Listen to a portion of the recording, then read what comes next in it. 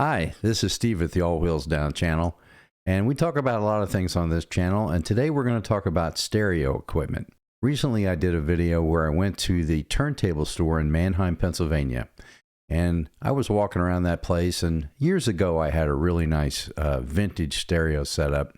Some of the highlights of my vintage gear were Pioneer CS99A speakers, and they're big and heavy.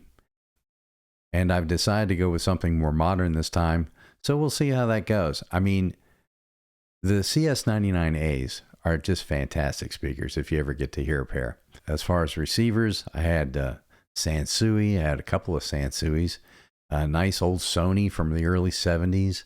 I've had Pioneer, the SX3700, and that's a great receiver. Somehow I got it in my head that I didn't need all that stuff. I had albums, I had turntables, I had everything, because it was like a kind of a memory thing, but also enjoy listening to the high quality music that only some of the old equipment can really provide. So I went down that rabbit hole, and I got out. After collecting a lot of those things, I decided to go back to a more simple lifestyle. So now, don't cringe when I say this, but I went to the dark side. I went and I bought Sonos products. Sonos makes some pretty nice stuff. I've got the playbar, which is the last generation before the Sonos Arc. They use that as like a sound bar and I have the sub, which helps quite a bit, and I have the two back surround play speakers. And they're all wireless, you just plug them into power, and they have their own little amplifier in each one, and it sounds great and everything, but it's not the same as listening to good two-channel stereo. Now I've decided once again to go back into more of a vintage type setup, but using all new modern equipment. Now you can't just go to Best Buy and buy this stuff anymore. I was there today actually, just looking around. And years ago, they even had listening rooms, and they had all the top quality receivers and that sort of thing. They have none of that now. It's like a ghost town when it comes to audio. They have a lot of sound bars. They have Sonos products. They have wireless speakers, but no real vintage type stereo setup where it's just a two-channel stereo, good quality speaker selection, nothing. They have some Klipsch speakers, They have some Klipsch speakers there, but they don't really, the demonstrations don't work, and it's a mess, and nobody knows anything about audio there, so it's really a waste of time. I started looking elsewhere, and I ended up going to Crutchfield. It's an online seller, and they've been selling through catalogs and that sort of thing, and online for many, many years. I'm not sure exactly how long, but I remember in my youth I used to see their catalogs and that sort of thing. So I went on their website.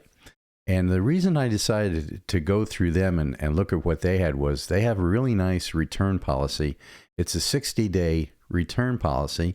And, it gives you time if you make a mistake, a big mistake. I wouldn't send something back just on a whim. But if you really don't like a piece of gear, I'm sure I could switch it out. And so that's why I've decided to go with them. Over the last few weeks, I've been thinking about getting my setup. And I considered going back with the vintage stuff, but what always happens when I buy vintage stuff is I buy it, it works a week, and then it breaks. Whether it's a turntable or a vintage receiver, a lot of that equipment is 50 years old, or maybe in some cases even older. I decided to go with all modern gear this time, but I like the retro vibe. As I was perusing through all the listings, now mind you, I am not a wealthy man. I'm working with a pretty tight budget to get this stuff, but still, it's going to cost some money. So I was looking at speakers, and I like the idea of the vintage look for speakers. I'm sure the JBL with the shiny copper-looking cones and all that, I'm sure that stuff all sounds great. And I had a pair of those a few years back, and they do sound good. Anyway, I've been studying up on this. My first choice for speakers that have that vintage vibe might have been the Klipsch Heresy speakers, but they're $3,200 now for a pair of those, and that's just not in my budget. That's not going to happen anytime soon. I looked at the KLH 5s, Model 5, and even that's a little too rich for me. So I've decided, after doing quite a bit of studying on it, I'm going to go with the KLH Model 3s.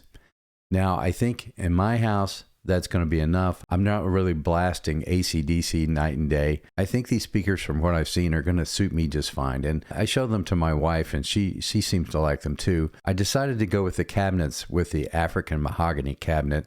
I think that'll look nice in our place. Now, as far as something to make those things sing, it was quite a dilemma. As you know, there are a lot of stereo amplifiers, integrated stereo amps, receivers. I want to get with the modern times, and I wanted to get a streamer so that the music comes over clearer, even though as I get older, I don't know if I can tell much of a difference with my hearing, but I still hear pretty good. So I decided to go with the streamer. It has the built-in DAC, and for that, I went with the Bluesound Node.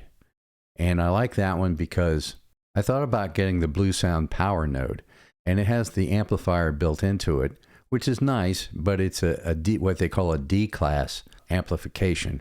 I think I'd like to have an amplifier that has a little more guts to it. So I've decided to go with more of an AB style amplifier, not the D, because it has the big transformer inside and it really, pumps out a good wattage. And I'm going to go with the Cambridge Audio AXR100, and that's 100 watts per channel, and it doesn't break the bank at $599. Of course, the Bluesound Node itself is $449. The KLH Model 3 speakers come with the stands, but they're $1,000 for a pair. Now, I know that's not a lot for a speaker, but it's a lot for me. So that's what I decided to go with. I maybe would have liked to add the 5s, but that's double the price.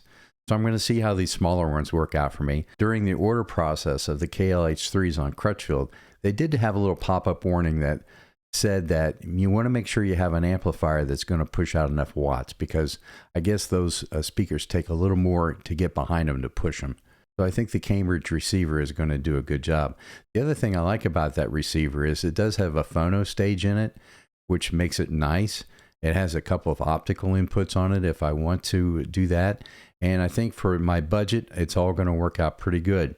So all in, I think you see I'm around $2,000 plus Pennsylvania state tax. You always got to pay the man, right? I actually ordered these items today, and believe it or not, they say they're going to be here tomorrow. I don't know how that's possible. Maybe the warehouse is near where I live. I'm not sure. But as I get these items in, I'm not an audio expert. I'm not a hi-fi geek. I mean, there are a lot of channels where guys talk about this stuff and they know a lot more about it than I do. The Cheap Audio Band and Andrew Robinson, and there's dozens of other guys talking about audio gear. Well, I'm not one of those. I'm just a guy. I'm just a guy that's decided to order some stereo equipment. And tomorrow, when I get it all set up, get it here, I'm going to film that, and so you all can see what happens. You'll know when I know whether I like this stuff or not. So I'm kind of excited about it, and I'll take you along on this journey to see what it actually is like. I think if I share my experience hooking all this gear up, modern gear, the old gear I wouldn't have any trouble with because you just plug it in and rock and roll. The new stuff is going to be a little bit of a learning curve for me. Check back in on my channel, and I'll have that video up showing you what showed up at the house here and how I've got it all set up. And that's today's video, and thanks for tuning in. And remember, keep all wheels down.